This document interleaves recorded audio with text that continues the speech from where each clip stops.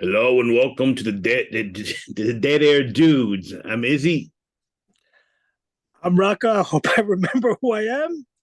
But yes, thank you for tuning in. Today we have a very enjoyable episode, I hope, because we are celebrating the as you refer to as the magnum opus Magnum opus. of Mr. James Gunn and his Guardians of the Galaxy tree, the finale of the trio, the trilogy, the man, the machine. Take it away. Okay, after many years, and we all know James Gunn is leaving for greener pastures, supposedly at DC. But before he had to do one last film, or he wanted to do one last film for his Marvel tenure, and this was Guardians of the Galaxy Volume 3. Now we have the same cast of characters, sans Thor, and it brings a fitting end to the saga, if it's the end of the Guardians of the Galaxy. Now, are we going with spoilers or no? Yes. All right, beware right now. Spoilers starting now. Okay. Now, Look, originally, I it has got a lot of views, right? It's moved. It kicked ass in the box office. If you're living under a rock right now, if you are not ready for the spoilers, pretty much everyone knows what's coming. mean, the movie actually does a couple things. It brings Marvel back to its former glory as one of the bigger movies of the year. Obviously, domestic take 114 million, international take 168 million, for a worldwide gross so far of 282,100,000 For opening weekend. for opening weekend. Okay, so yeah, take that and put that in your pipe and smoke it. That being said, the story goes to, we see the origin of Rocket Raccoon, and it goes directly into the main villain, the High Evolutionary. For all you comic book fans know who he is. This is a somewhat, I wouldn't say underpowered, but yeah, he is to a degree. Um, but he is probably, I'd say, one of the better villains that Marvel has put out in the last freaking several years. And the actor, which I wouldn't even, I'm not even going to try to mention to say his name, unfortunately, because I will mangle it. We'll type it in. But he does very well in this role. And since, as far as Rocket's concerned, he gets attacked because he was the subject of experiments by the High Evolutionary. What was he? 861, whatever his name was, and he had a number for a name, and he wants him back. Okay, because he's the only species or the only creature that actually learned, and by himself or by itself, as opposed to being taught. He was smart, and he got smarter. They have a fail-safe system in Rocket's chest, which he's dying. So of course the crew have to go with on one last mission to save Rocket, and that's the basic gist of the film. So what did you think? What did you think, Raka? And what are some things that stuck out at you from the film? Well, I'll go to the I just want to keep on. no, the I mean, there's a ton of cameos Yes, throughout the three series, and then through the Marvel universe, which is great in the sense that it's paying homage and it's doing what we've been arguing for the past, I don't know, 2 3 years, making a cohesive connection of the Marvel universe. right. And he's brought about everybody, at least in the intergalactic realm, and some of Earth, but it is not overstated. See, I think This is actually, I'm going a little bit above beyond your rating. I found it to be one of the better Marvel movies for a long, long time. To the Yeah, point I that agree. it's almost not just a Marvel movie. It's a great movie Yes, no, no, because it has the balance, like you mentioned before in your short, it has the balance of comedy and tragedy without losing that. It doesn't lose like its energy. yeah. Actually, you know, like a Dumbski, actually, it got to me after a while. So yeah, It got to everybody who I talked to who watched the movie said the same thing. That there were moments they were laughing their spleen out, and then they were getting teary and watery with certain scenes. For for what the other movies have done, it's either too flaky and superficial or it's too deep and social political for some people. This struck a human balance. no, this movie out of it brought me back to your, I guess, traditional Marvel films. It seemed like a big deal. It seemed like a big event. It was a big blockbuster, and I mean in the best way possible film. That it was like, all right, this is a movie we have to go see. There's no knock to Black Widow or Shang-Chi, or I mean Eternals, Eternals. And multiverse to a point was a little disappointing. You know, Spider-Man was probably the better one of the last few years. more thing about Spider-Man, that's more nostalgia than anything. Exactly. And this is not nostalgia. Yeah. This is beautifully done, I thought. I thought it was brilliant, clever, and I'll use the one word that I kept thinking of and say, how am I going to review this? What am I going to say? What would I tell people? This movie was fun. Yes. From beginning to end, it was fun. And if you didn't need icing on the cake, the soundtrack is still killer. Yeah. So when I'm watching this movie, I'm thinking, I am literally enjoying the entire 2 hours and 30 minutes.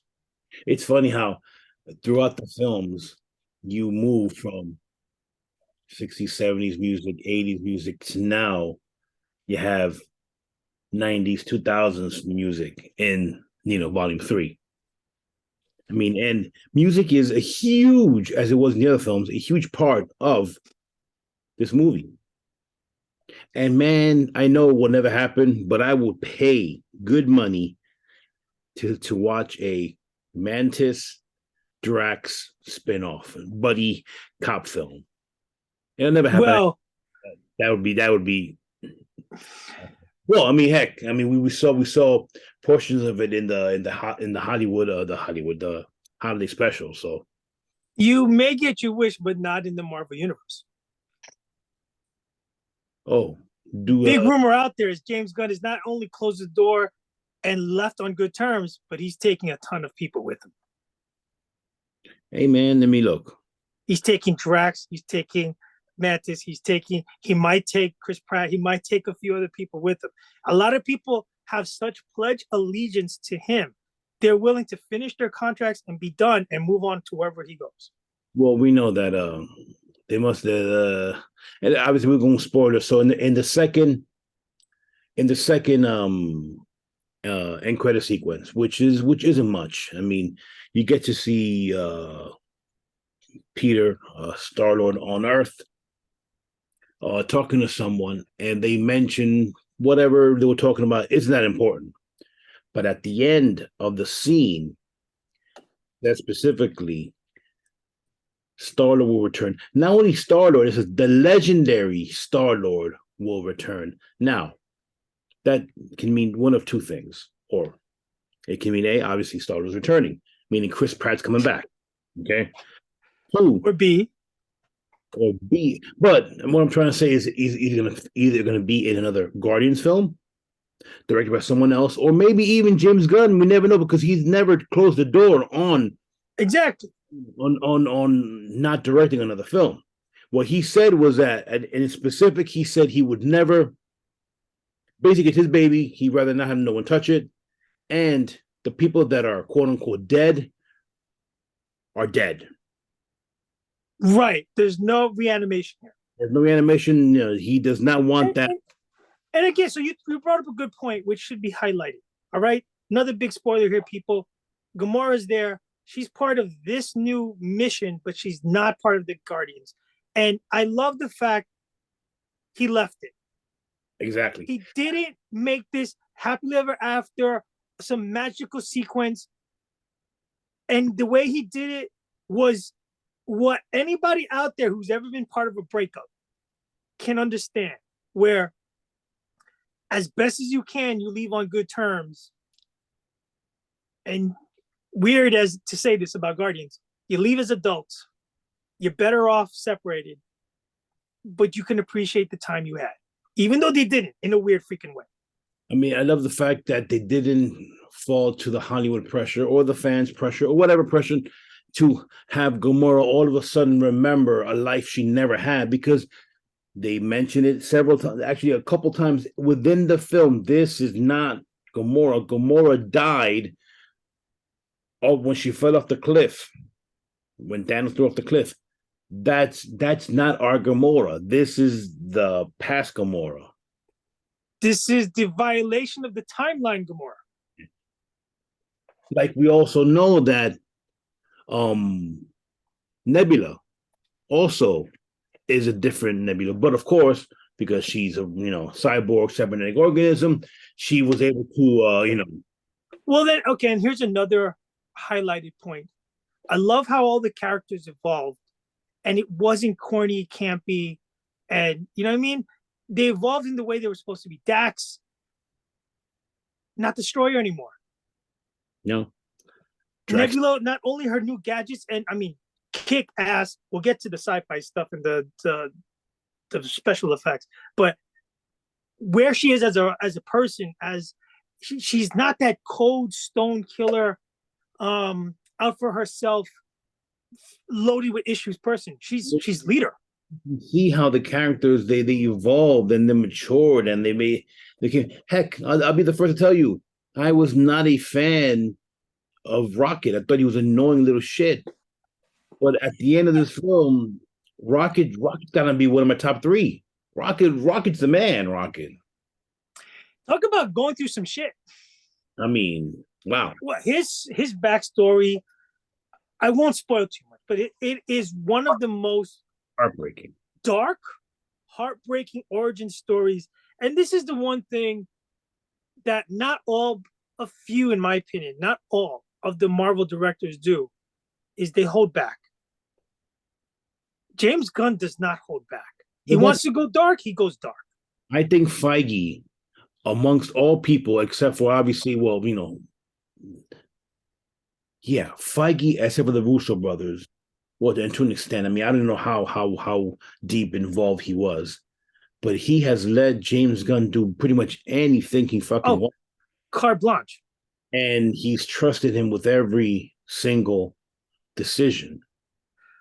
Tell me if I'm out of line to say, of all the Marvel trilogies or sequels, this is the best, absolute, no question. 1, 2, and 3, mint. I mean, because Iron Man 3 sucked. Are we including the Avengers in this? Are we including? Yes. Well, Guardians 2 wasn't that good. It was okay. It was okay, but Guardians 2 okay is better than a number of Marvel movies. Well, no, of course. I mean, it was like a 6.5. Okay, I mean, it wasn't like like a 1 was fantastic, and 3 being the opus, the end of the trilogy, was fantastic. Would you like to move on now to the sci-fi, the CGI, if there's anything out there? I'm not spoiling this because I'm not going to go into depth, but I'm spoiling the sense of, for me, and the entire Marvel and DC and everything universe today is totally different on the level of computer generated images they can do. But the fight sequence towards the end was out of this world. Oh, yeah. Oh, come on. Well, the hallway scene and into everything else. Oh, geez, that was, you're talking about very inventive, slow-mo cameras, I mean, visceral, butchery, but it was still fun. And I have to give a lot of credit for the imagination to make that come onto screen. It wasn't like linear. It was ridiculous. No, and look, I had to watch it twice. his whole bag of tricks, he let completely loose on everything. And kudos to Marvel and Disney for allowing him to take the time to really do it well and not push it. Because this movie should have been probably done, I'd say maybe a couple years sooner. And they did not, and they waited, and kudos. It's going to be an enormous success. And the CGI, I'm not gonna say I'm a CGI expert by no means, but the CGI to me was damn good. Even the scenes with Rocket that you knew were CGI, quote unquote. I was completely engrossed. I was totally in. I mean, not for nothing, and I know this is apples and oranges, but you take Ant-Man and Quantumania. Yes, I was gonna bring that up. And look, I tried to. I mean, it's not a bad Say film. it. Not a bad film. It's just not a very good film. In comparison to this, it just pales in comparison. It looks like a video game, and not even a good video game. It's like PS5 versus PS2 graphics, kind of. And we get on Marvel sometimes for storylines. Either it's way too simplistic or way too complex or unbelievable or plot holes. This is not a perfect movie by no means. There are a few plot holes, but I find it to be so minor in the grand scheme of the entire thing working. Characters stay true to who they are. Some do evolve and change, but at the end, I have so much less issues than I have praise. Of course. I mean, I guess people can say, "Oh, Warlock, was he necessary? Who's Warlock? This, that." I mean, and I guess obviously you're not comic fans won't. He was a little underwhelming for what the power potential he should have. I mean, he turned him. He was like more of a He was a little bit comic relief. Yes, he was, and that for traditional comic fans, they might not like that, but for what he's going to turn into, possibly, hopefully, if we have another volume 4 and so on and so forth. We have to have volume 4. You saw at the end of this first end credit scene. And we also get obviously an Easter egg for comic fans, and which they got with I mean, should I say it? Say it. With Phyla, Phyla Vale. Obviously, she's a big character in the comics, so, and you see her, I guess, origin story, and yeah, and Groot. Now this group, you can almost think that the first group, badass. The first group was maybe an older man. Yes, he was not. He was like probably generations. He was like an old man. He's probably 1,000-year-old tree beast. Yeah. This young lad, and again, creativity. I didn't see a lot of it coming. Like, holy shit! Yeah. But then he's like the Hulk of trees. Yeah, yeah. I don't even think the Hulk may have a chance with him because he can do so many different things you would not even think of that a tree man can do. I mean, I guess if there's two things. I mentioned one in my short, and I mentioned another one now. I guess first of all, I again, spoilers. I expected, honestly, for this to be a bloodbath. I expected characters to get killed off left and right, and you didn't get that. You didn't get any of it, and I thought that one, if it didn't happen, but if it would have happened, I would have been okay with it. Because some big people die in 1 and 2. Yes, but I would have accepted if it did happen in this one. What not for me. I don't want to spoil it completely, but you know what I mean. But I know what you mean. Similar to other film, the another pivotal death. So I get it, but. And at times, and this is not a knock, but there was so much shit going on in a good way, as opposed to Quantumania, where there was so much shit going on in a bad way. There's just, I Well, mean, you know what it is? Again, it's his direction and editing where it's quick enough in a 2.5 hour movie that you don't forget what's going on with other subplots. right. And that's the magic of his very quick dialogue cuts. They make it quick quips at each other, and then they moved it so fast that I think he does appreciate that the fan can register all this stuff instead of other movies that it's like watching paint dry. Like, okay, I get it. They hate each other. I get it. Not so dark and so like, Drawn out. yeah, it's like so. Look, okay, Gore, the God Slaughterer, his whole backstory and everything. You feel bad for yourself watching it instead of you could very easily within a minute and a half demonstrate why he's so he's got an axe to grind. Yeah, But they made it into like 15 minutes of and his kids and the planet and this and this. Like, okay. It's such a nice juicy origin, and then you kind of just haphazard, You mangle it. The whole scene in Olympus was so extremely drawn out. How about that? Huh? I hated that film. How about that? But this is the whole point to this episode today is that this is where Marvel should have been. Yeah. And it sucks the fact that he is departing, and I appreciate it because I love DC. You're getting the best guy to run the show. But I understand he's not directing every DC movie.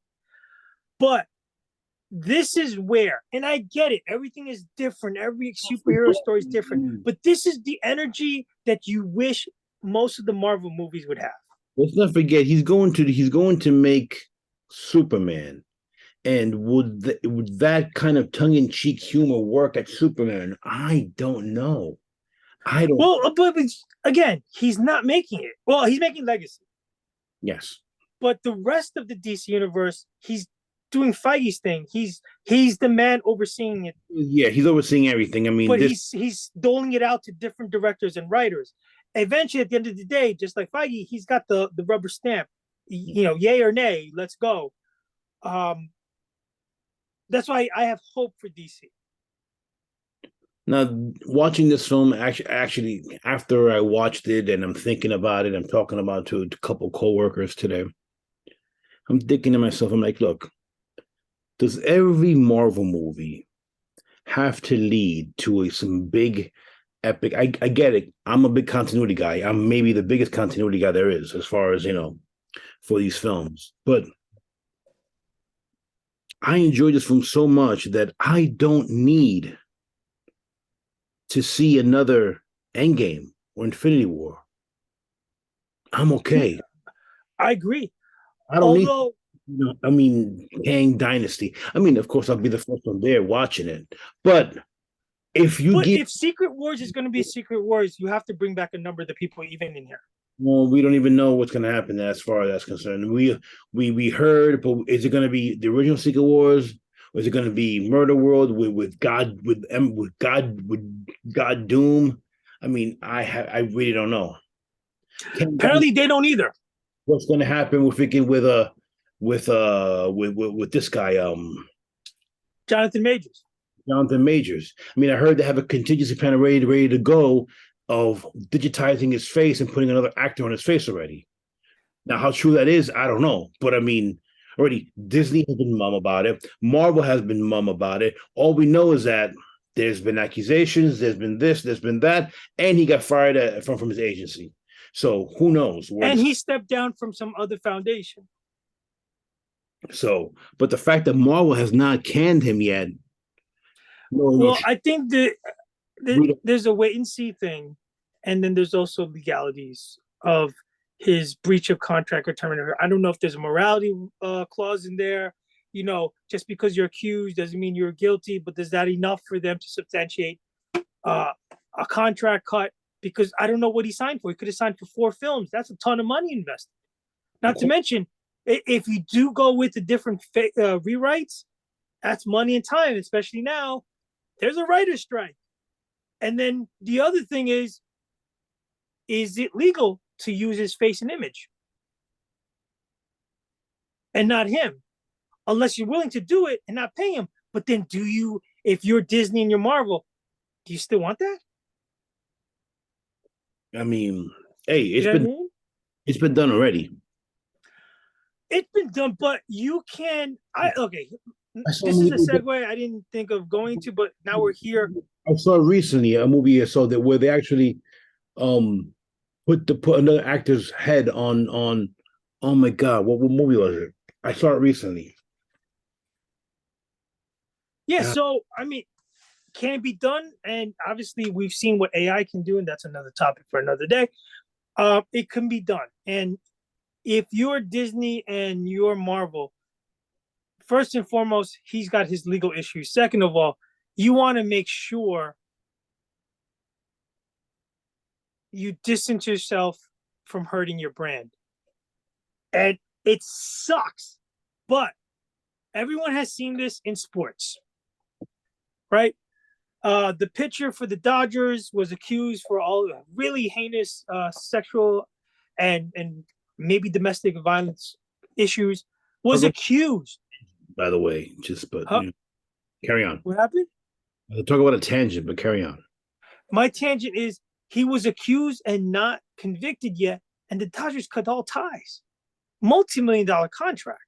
Yeah, but at the same time, technically speaking, to me, there's no crime there, unfortunately. No, that's not. But that's not the thing. The thing is, just because there was a PR attachment to it. In the court of public opinion, yes, he was guilty, and yes, he may have been an a-hole. He may have done those things, but if they were consensual, it's what it is. Totally understand, but they're still, no matter what, they're still at-will employees. Yeah, I mean, in my opinion, because how could you even do that? But I don't want to kink shame either. No, but I don't want to make it's not apples to apples, but in similarities, you have an accusation that's hit the legal realm, where in today's day and age and atmosphere, rightfully so, of domestic abuse, no zero tolerance, and all the other stuff. They're doing the PR wise thing to do. Yeah, well, look, they have more than enough time. Loki's already filmed. Let's see if they delay that, because that'd be interesting if they do delay that. Was that August, I think, Loki? It was supposed to be the summer, yeah, I know that. So, I mean, I guess we'll see. I guess what's next? Secret Invasion, right? Yep, which I already saw the trailer. It was interesting. And we have our little, maybe we'll do a little, before it comes out, we'll do a little speculative episode, what we think would go down, what we'd like to see to go down, and then what we would predict will actually go down. Sometimes they've become a little tame. And again, circle back to this. I like the fact that it didn't feel tame at all. Oh no, I mean there was. I mean, I would say. I mean, it wasn't. I mean, there was some scenes. I'm like, oh damn. I mean, I was thinking it's a bit maybe too much for kids. Almost. I almost thought. I'm like, oh okay. I mean, they dealt with a lot of adult themes, and there was surprisingly a lot of cursing. They said the F word. Yes, they did say the F word. One time. Well, in the car. Well, that's all they could say for it to receive that rating. I'll let you see if it was PG or PG-13. I think it's 13. I think they're allowed one F word, because I think asshole isn't a bad word anymore. Well, even more and more these days, I don't know what is. Well, all right, real quick, what's future for the Guardians, if any? Yes, I do like the evolution of the new Guardians, as you saw in the first cutscene. The Guardians itself, this movie itself, is a fantastic watch. It should bring people back to the fold who have been disenchanted of recent movies and projects. For James Gunn himself, not only is this a celebratory last hurrah, this does well for DC in a weird way.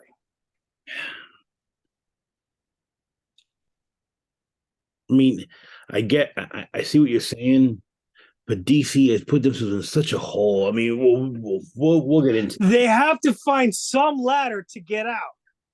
I mean, it's just they have to say, you know what? We're not Marvel. We're not going to be Marvel. We're going to be DC. We're going to do things a certain way, and they need to freaking get their shit straight, man. Their continuity straight. If they're gonna do that, if they're gonna stop making films that don't count, that don't mean anything, unfortunately. I mean, they need to get their shit together. But getting back to Guardians, I think the characters will still be there. I think that they're gonna be kind of in limbo for now, like not to be seen for a long time, because they probably don't know what the hell to do with them, especially with Gunn not there. You know, that the only one who might be able to deal with them is what, Taika Waititi, and we all know what happened with Thor. I don't think Marvel wants him around anymore. All right, with that said, with our strong recommendation, please watch Guardians of the Galaxy 3. Enjoy it, love it, give us your feedback. Tell us we're completely wrong. Tell us we're completely right. Tell us. Love us, like, and subscribe. And remember to always, always save the whales. Take care, everyone.